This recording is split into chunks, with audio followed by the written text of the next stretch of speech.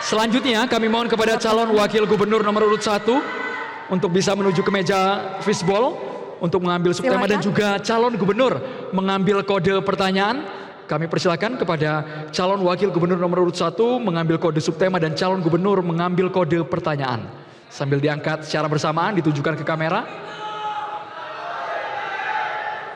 Sambil kita lihat di kamera yang muncul kodenya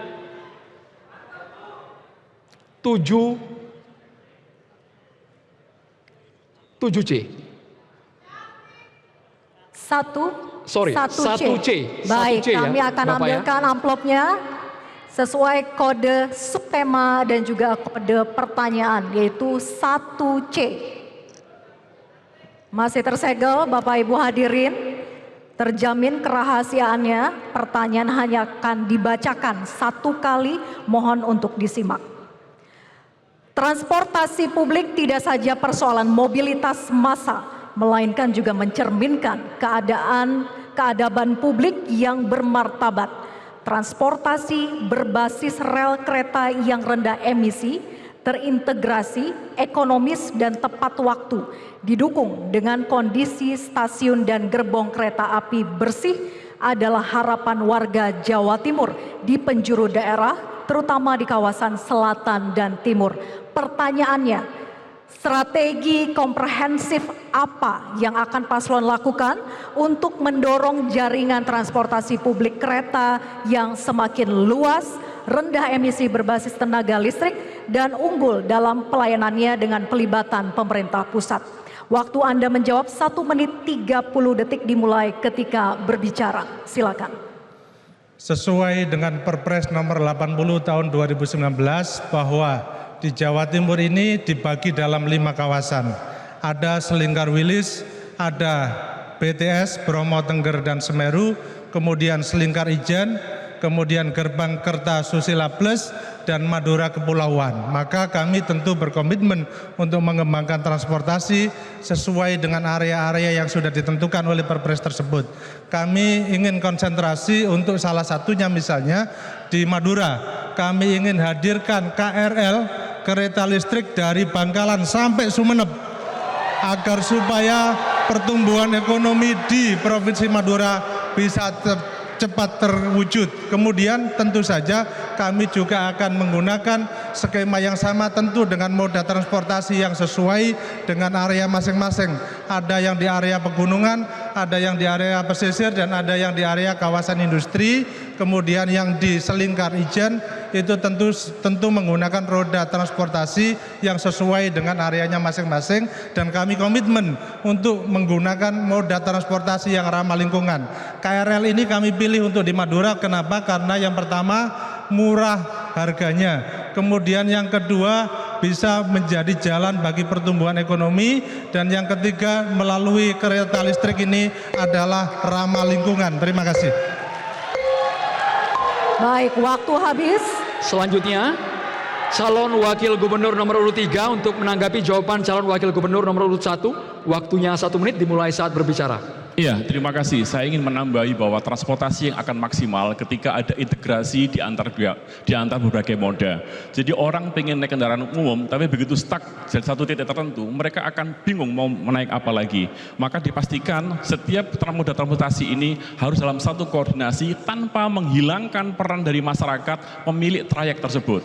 Jadi salah ketika kita memposisikan diri sebagai kompetitor bagi masyarakat, pelaku-pelaku organda, pelaku-pelaku yang pemilik PO, justru malah menghilangkan peran mereka, tapi semua diambil oleh negara. Fungsi negara adalah regulator, bukan pemain, dan tidak boleh mengambil peran-peran dari orang-orang yang berpartisipasi dan juga dari awal sudah mengambil rezeki dari tersebut. Maka yang paling baik adalah tetapkan integrasi, dan yang kedua, libatkan masyarakat dalam proses untuk integrasi sehingga masyarakat mau menggunakan kendaraan umum dan pasti akan bisa mengurangi emisi dan tidak mengurangi rezeki masyarakat semuanya. Waktunya habis. Berikutnya kami persilakan calon wakil gubernur nomor urut 2 untuk menanggapi jawaban calon wakil gubernur nomor urut 1. Waktu Anda 1 menit dimulai ketika berbicara. Pada kenyataannya, jalur kereta selatan dari mulai Solo sampai ke Madiun sampai ke Jombang itu justru lebih dulu di double track daripada dari Sidoarjo Surabaya ke Gresik. Nah, inilah PR yang kami kerjakan waktu itu. Bersama beliau ada di sini Mas Eri, kita kerja bareng ya. Bagaimana kita kemudian bekerja dengan Kementerian Perhubungan menandatangani paper agreement untuk 250 juta US dollar melakukan pelebaran trek dari Surabaya Kota, Gubeng, Wonokromo, Waru. Jadi ini yang nyata sudah dikerjakan. Termasuk ide untuk membangun kereta di Madura, kami sudah bekerja sama dengan Kementerian Perhubungan merintis studi kelayakannya. Karena semua step by step dan justru kami sudah mengambil langkah mengatakan dan bersurat kepada Kementerian Perhubungan bahwa Pak Menteri Perhubungan prioritas kami berikutnya adalah kereta di Madura. Ini nyata, formal dan sudah ditandatangani. Terima kasih. Waktu habis. Selanjutnya kami persilakan kepada calon wakil gubernur nomor urut 1 untuk merespon tanggapan calon wakil gubernur nomor urut 2 dan 3. Waktunya 1 menit dimulai saat berbicara. Silakan calon wakil gubernur nomor urut 1. Ya, tentu kami menghormati dua sahabat saya, Gus Dan dan Mas Emil, dan kami fokus pada komitmen kami terhadap masyarakat Madura. Kenapa? Karena yang pertama kita tahu bahwa kemiskinan di Jawa Timur ini paling tinggi adalah tersebar di kabupaten-kabupaten yang ada di Madura. Karena itu kami sungguh-sungguh dengan tekad yang kuat, komitmen yang tinggi, Madura harus cepat kita entaskan dari kemiskinan.